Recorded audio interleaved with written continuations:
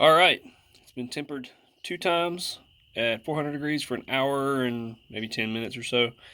What I'm going to do now is I'm going to clean up the bevels, clean out the holes, and then kind of see where we want to go from there. I'm not sure if I'm going to clean up this side part yet or not, and then I'm going to clean up the false edge on the grinder. So let's get to that real quick.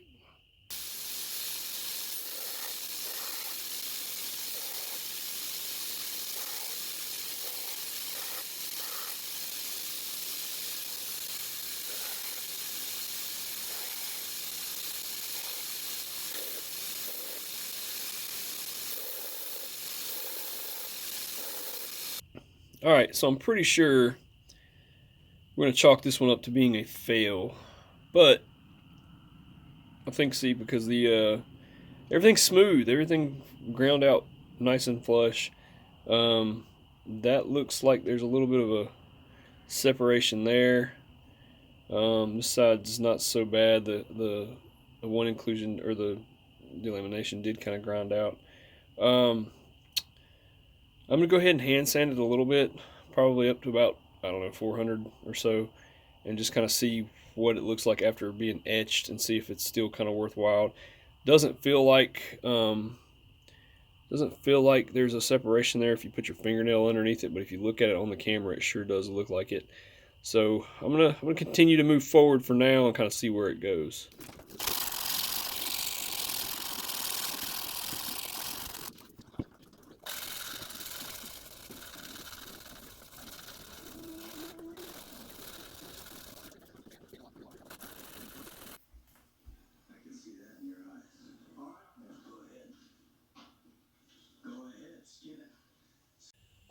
All right, so everything's been hand sanded up to 600 grit on the, we're gonna call it quote unquote failure knife, because like I said, I think this is a massive failure right along here, but I'm gonna etch it anyway and see how it looks, and I'm gonna try to finish it out just to see kind of what it looks like. But it's been hand sanded up to 600 grit. Probably not as thoroughly as I could have done it, but it is fairly good to go. So we're gonna etch it in ferric chloride for probably, I don't know, 10 minutes or so, clean it off, do another cycle of it, and kind of see what it looks like. And then after that, we're going to cut the pins for the handle and start working on getting the handle prepared.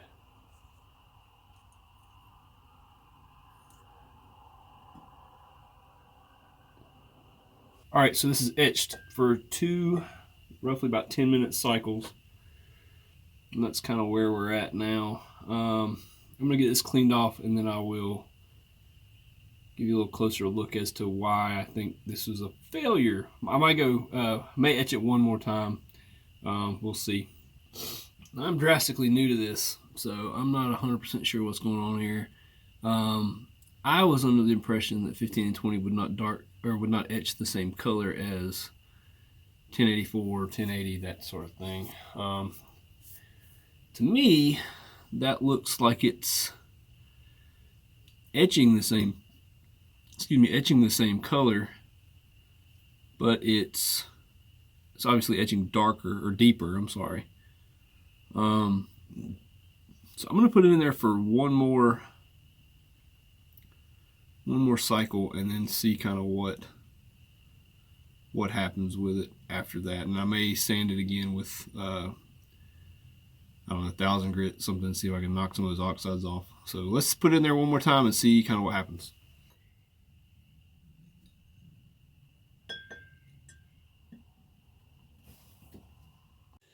Well, there we have it. That is 3 10-minute etching cycles. Pretty confident that right there is a pretty big red flag. Although you can't get your fingernail under it, and it doesn't feel like you can pull it up. I'm sure you probably could if you tried. Kind of wondering, what would you guys do? Would you continue it on, or would you scrap it and start over? Like I said, it's a very small blade. Just kind of curious as to what you would do. Alrighty. So after not really being happy with the ferric chloride etch, I decided to do an instant coffee etch. Basically, I went and got the cheapest instant coffee from the dollar store that I could get and mixed about 3 spoonfuls in with almost boiling water and let it sit for probably about 6 hours. This was done after a ferric chloride etch, so the blade had already etched some. It seemed to work fine, but I ended up pulling the blade out and re-hand sanding the primary bevels up to 600 grit to try to smooth out any of the delaminations that look like they might start. That actually ended up working really well. In the second attempt, the knife was put into the same instant coffee mixture with 600 grit hand sanded bevels and no ferric chloride for about 8 hours.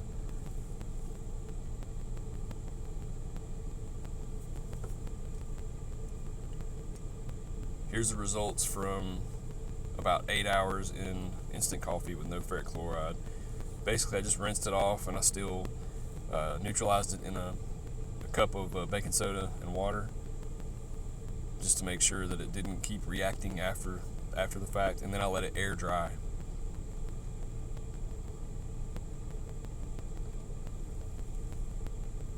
Once it was dry, I coated it down with olive oil. That's just what I had in my hands, and it seems to work fairly well. I know it's food safe and generally everybody has it. In the next video, I'm going to do the handles and possibly a sheath. Please subscribe, like, and all that good stuff, and hopefully I will see you next time. Thanks.